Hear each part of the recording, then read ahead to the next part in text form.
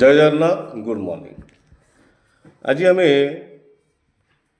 ଟିକେ ମୁଁ ଆପଣଙ୍କୁ ଗୋଟେ ଷ୍ଟୋରି କହିବି।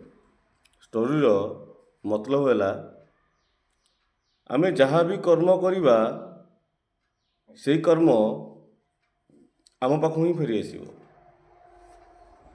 ଗୋଟେ ଗାଁରେ ଗୋଟିଏ ଗରିବ ମହିଳା ଜଣେ ରହୁଥିଲେ ଏବଂ ତାଙ୍କ ପାଖରେ ଗୋଟିଏ ପୁଅଟିଏ ରହୁଥିଲା। ସେ ମହିଳା ଜଣକ ପ୍ରତିଦିନ କ'ଣ କରନ୍ତି ନା, ଯାହା ବି ରୋଷେଇ କରନ୍ତି ସେ ରୋଷେଇର କିଛି ଅଂଶ ଘର ବାହାରେ ରଖିଦିଅନ୍ତି। ପ୍ରତ୍ୟେକ ଦିନ ଏହିପରି ଭାବେ ଖାଇବା ପୂର୍ବରୁ ରୋଷେଇ ସରିବା ପରେ ଠାକୁରଙ୍କ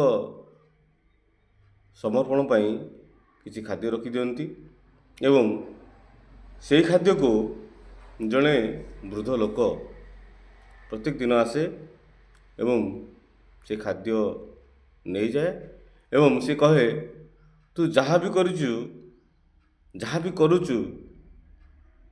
ତୋ ପାଖକୁ ନିଶ୍ଚୟ ସେ ଫେରି ଆସିବ। ତୁ ଯାହା ବି କର୍ମ କରୁଛୁ ସେ ଫେରି ଆସିବ, ତୁ ଯାହା ବି କରୁଛୁ ସେ ଫେରି ଆସିବ। ସେ ବୁଢ଼ା ପ୍ରତ୍ୟେକ ଦିନ ଆସେ, ଖାଦ୍ୟ ଖାଏ ଏବଂ ଏଇ ଉତ୍ତରଟି ହିଁ କହିଦେଇଯାଏ। ବାରମ୍ବାର ଏଇ ଉତ୍ତର ଶୁଣିବା ପରେ ସ୍ତ୍ରୀ ଲୋକଟି କହିଲା, ଆରେ ମୁଁ ତ ଖାଇବାକୁ ଦେଉଛି, ସେ ଖାଇବା ବଦଳରେ ମୋତେ ଆଶୀର୍ବାଦ ନ କରି ଏଇ ଉତ୍ତରଟା କାହିଁ ଦେଉଛି?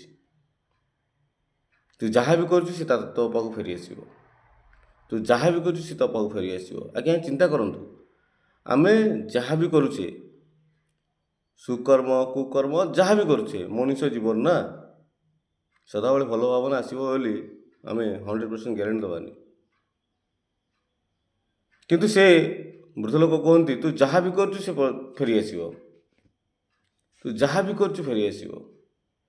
ଏହିପରି ଭାବରେ ସେଇ ମହିଳା ଜଣକ ଗୋଟିଏ ଦିନ କ'ଣ କଲେ, କ୍ରୋଧିତ ହୋଇଗଲେ ଏବଂ ସେ ଯେଉଁ ଖାଦ୍ୟଟା ବାହାରେ ଦେଉଥିଲେ ସେଇ ବୃଦ୍ଧ ଲୋକଙ୍କର ଏଇ କଥାଟି ବାରମ୍ବାର ଶୁଣିବା ପରେ ସେ ବିରକ୍ତି ହୋଇସାରିଥିଲେ। ତାଙ୍କ ମନରେ ଶୈତାନ ବଶବର୍ତ୍ତୀ ହୋଇଥିଲା।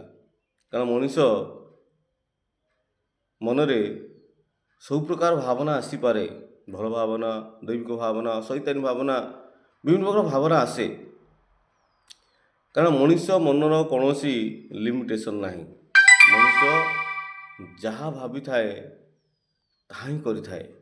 ସେଥିପାଇଁ ଆମେ ଯାହା ବି କର୍ମ କରିବା ସେ କର୍ମ ଆମ ପାଖକୁ ନିଶ୍ଚୟ ଫେରିବ। ଯେଉଁଭଳି ଭାବେ ସମୁଦ୍ରରେ ଯଦି ଆମେ କୌଣସି ଜିନିଷ ଫୋପାଡ଼ି ଦେବା ସେ କୂଳକୁ ହିଁ ପଳାଇ ଆସିବ, କିନ୍ତୁ ଆମେ ଯାହା ବି କର୍ମ କରିବା ସେ ହିଁ ଫେରି ଆସିବ। ଏଇ ଯେଉଁ ଶବ୍ଦଟା ସେ ବୃଦ୍ଧ ବ୍ୟକ୍ତି ଜଣକ ସେଇ ମହିଳାଙ୍କୁ କୁହନ୍ତି, ସେ ମହିଳା ବିରକ୍ତ ହେଇ ଗୋଟେ ଦିନ କ'ଣ କଲେ ନା, ସେ ବାହାରେ ଯେଉଁ ଖାଦ୍ୟ ଥଉଥିଲେ ସେ ଖାଦ୍ୟରେ କିଛି ବିଷାକ୍ତ ପଦାର୍ଥ ମିଶାଇ ଦେଲେ। ଏ ବିଷାକ୍ତ ପଦାର୍ଥ ସେ ବୁଢ଼ା ନେବ ଏବଂ ଖାଇବ, ସେ ମରିଯିବ। ଅସୁରିକ ପ୍ରବୃତ୍ତି ତା ମୁଣ୍ଡରେ ପଶି ଆସିଲା, ବିରକ୍ତି ଭାବ ପଳାଇ ଆସିଲା, ରାଗ ଭାବ ପଳାଇ ଆସିଲା। ଆରେ ମୁଁ ବାରମ୍ବାର ଖାଦ୍ୟ ଦେଉଛି, ସେ ବୁଢ଼ା ଖାଇବା ବଦଳରେ ମୋତେ ଏଇଗୁଡ଼ାକ କଥା କହୁଛି, ତୁ ଯାହା ବି କରୁଛି ତୋ ପାଖକୁ ଫେରି ଆସିବ। ସେଦିନ ସେ ସ୍ତ୍ରୀ ଲୋକ ଜଣକ ବିଷାକ୍ତ ଖାଦ୍ୟ ଦେଲା, ଥୋଇଲା, କିଛି ସମୟ ଭାବିଲା ଏବଂ ତା ମନକୁ କ'ଣ ଆସିଲା, ସେ କ'ଣ କଲା, ସେ ଖାଦ୍ୟ ସେଠାରୁ ନେଇ ଆସିଲା ଏବଂ ତାହାକୁ ବାହାରେ ଫୋପାଡ଼ି ଦେଲା ଏବଂ ସେଇ ଜାଗାରେ ଯେଭଳି ଭାବେ ଆଗରୁ ଖାଦ୍ୟ ସେ ରଖୁଥିଲା ସେଭଳି ଖାଦ୍ୟ ରଖିଲା। ସେଇଭଳି ଭାବେ ସେ ବୃଦ୍ଧ ବ୍ୟକ୍ତି ଜଣକ ଆସିଲେ, ସେ ହିଁ କହିଲେ, ତୁ ଯାହା ବି କରୁଛୁ ତାକୁ ଫେରି ପାଇବୁ। ଗୋଟେ ଦିନ କ'ଣ ହେଇଛି,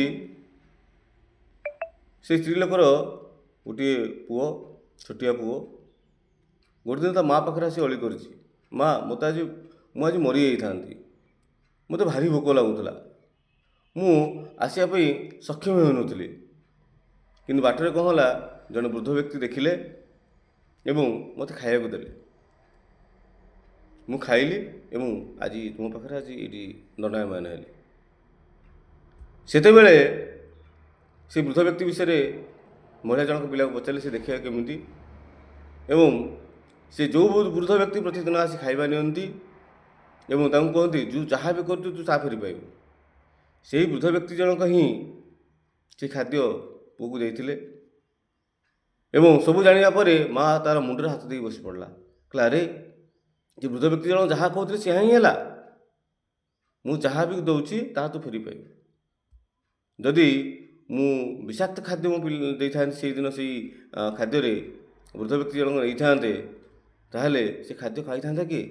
ମୋ ପୁଅ ଖାଇଥାନ୍ତା ଏବଂ ପୁଅ ମଧ୍ୟ ମୃତ୍ୟୁବରଣ ପଡ଼ିଥାନ୍ତା।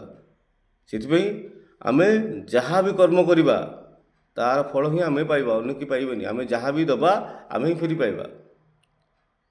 ସେଥିପାଇଁ ମନେ ରଖିଥାନ୍ତୁ ଆଜ୍ଞା, ଆମେ ଯାହା ପାଇଁ ଗାତ କରିବା ସେଇ ଗାତରେ ଆମେ ହିଁ ପଡ଼ିବା।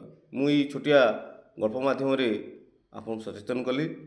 ସେଥିପାଇଁ ଯଦି ମୋର ଉକ୍ତିରେ କିଛି ଭୁଲ ଥାଏ କ୍ଷମା କରିବେ, କିନ୍ତୁ ମନେ ରଖିଥାନ୍ତୁ ଆମେ ଯାହା ବି କର୍ମ କରିବା ଆମ କର୍ମ ହିଁ ଭଗବାନ।